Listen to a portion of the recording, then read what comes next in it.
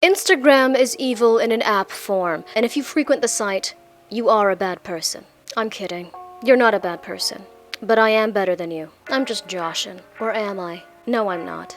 Except that I am. I'm going to stop this incessant back and forth because I can sense your growing frustration, and this channel is above all a place of love and acceptance. Did you believe that? Because I sure didn't. Instagram exists at the disgusting intersection between rampant narcissism and voyeurism. All the app consists of is a never-ending barrage of beige asses, or whatever diarrhea-inducing liquid is popular amongst the perpetually insecure, or as they like to refer to it, self-improving. As generally pointless as most social media platforms are, they do have their perks. I can think of at least a single redeeming quality for most other websites or apps. For Instagram, I cannot. It's not funny like Twitter, where all the different subcultures of the internet engage in the virtual equivalent of a dirty bar fight. It's not a disgusting mess like Tumblr, where you get served piping hot nonsense on an hourly basis. Not to mention miscellaneous rants that, outside of that website, you could only get if you went up to your local crackhead and asked their opinion on politics, and then redacted any valid points they made. Reddit actually functions properly, and its users tend to not hold disdain for the website, which makes me instantly suspicious. I don't know what this says about me,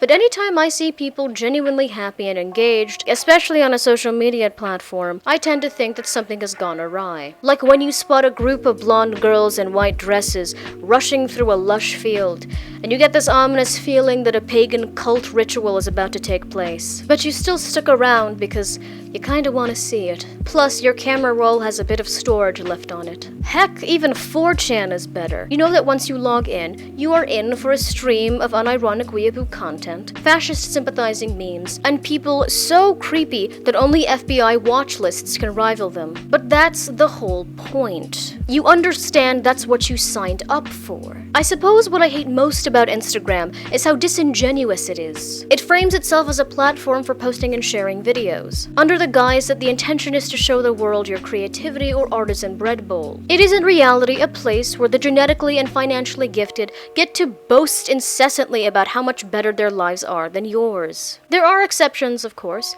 Many genuinely talented comedians and artists post regularly onto the app, but they are the exception, not the rule. Now don't misconstrue what I'm trying to say. If you want to post your bare cheeks on the World Wide Web, you have every right to do so. And thousands of lonely men will post full-on poems in your comment section where they compare your honey buns to a variety of ripe fruits or some horribly worded metaphor in an attempt to tickle your fancy. I am in full support of superficiality. Authenticity can go die in a hole, and it has. You know how I know? Because I killed it. I took a giant katana that I stole from one of my roommates, and I slaughtered her in cold blood. Not my roommate.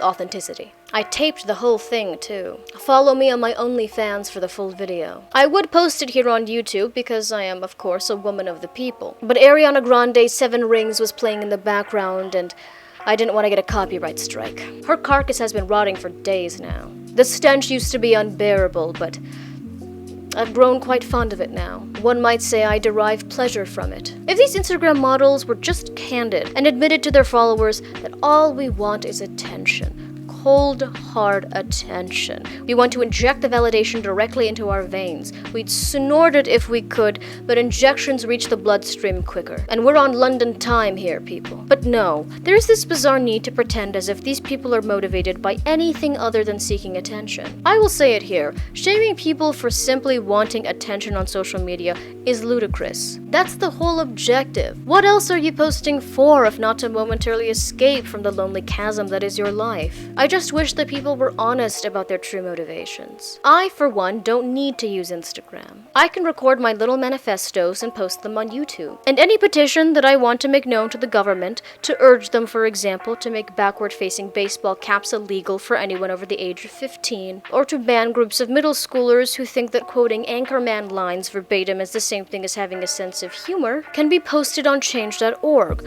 where they can equally ignore it. Or simply print it out and chucked on my local state representative representative when she pulls out of her driveway. It's her fault for having large bushes conveniently located next to her house. So you see, I have no need for Instagram. If you truly, desperately want people to see you at your second cousin's wedding, then rent out a billboard and put the photo up on there. That way the residents of the Motel 6 will have something to glance at as they load bullets into their revolver. Every time you get sucked into the black hole of Instagram, you think to yourself, oh, well, just check in on a few friends and family, maybe a celebrity or two. Cut to an hour later, and you're 20 weeks deep on the page of the actor that used to play Rico from Hannah Montana, and he's managed to get even weirder looking. God bless that little rat-faced man. I hope he's doing well in these trying times. Did you hear me, Moises Arias? I still support you after all these years. I don't care that you never grew beyond the height and build of an 11-year-old Guatemalan girl. I still stand by my opinion that you were robbed of a primetime Emmy nomination for your guest work on the show.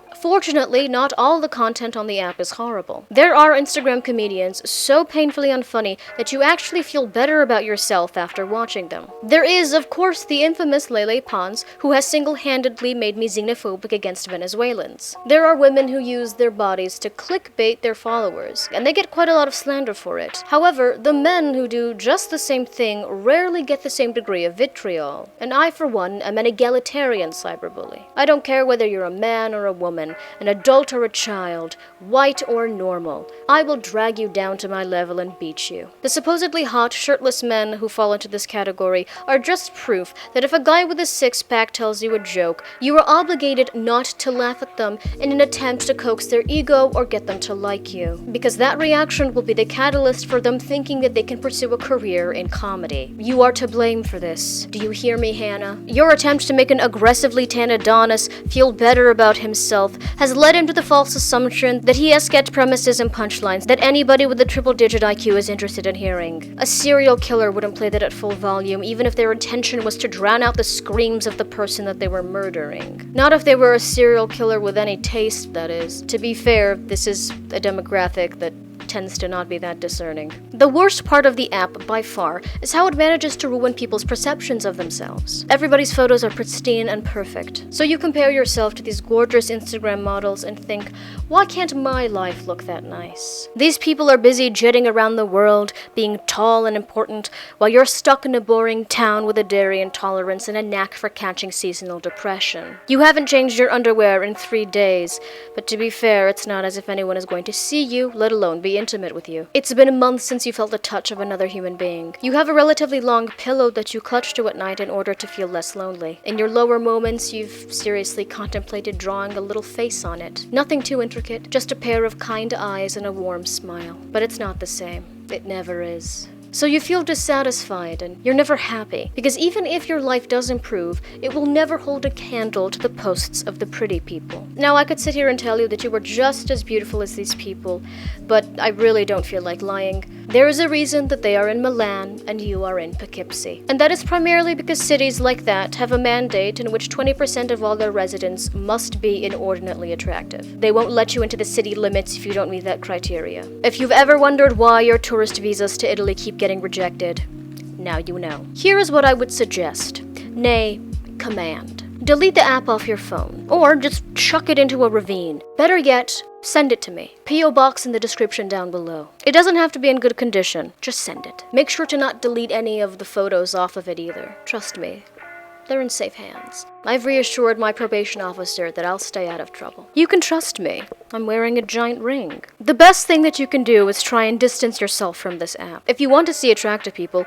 you don't have to follow Instagram models. You can just follow them in real life, like a normal person, in the hopes that they will engage in conversation with you, and not just to beg you to leave them alone. Many, especially those in law enforcement, would consider this stalking. I call it making acquaintances the old-fashioned way. If you cannot find someone attractive or interesting looking enough in real life, then I recommend going down to your local mall and any of the clothing stores in its vicinity. And after vandalizing the security cameras with an infrared light that you found from a guy on Craigslist whose avatar was the mask from V from Vendetta, always a good sign. Or after knocking out with a swift kick to the cranium one of the Paul Blarts. I know this is not the official name for mall cops, but I just wanted to acknowledge the influence that that film has had. Grab one of the mannequins, or several if your body is up for the task, making sure that the aggressively pointed nipples don't poke out hurt your eyes in the process. Once home, print out a photo of an attractive person that you found online and stick it onto the mannequin's bare face. Voila! You have now made yourself a new partner. Trust me, this method is by far a better alternative than following a booty model on the gram. Now go out there and do it.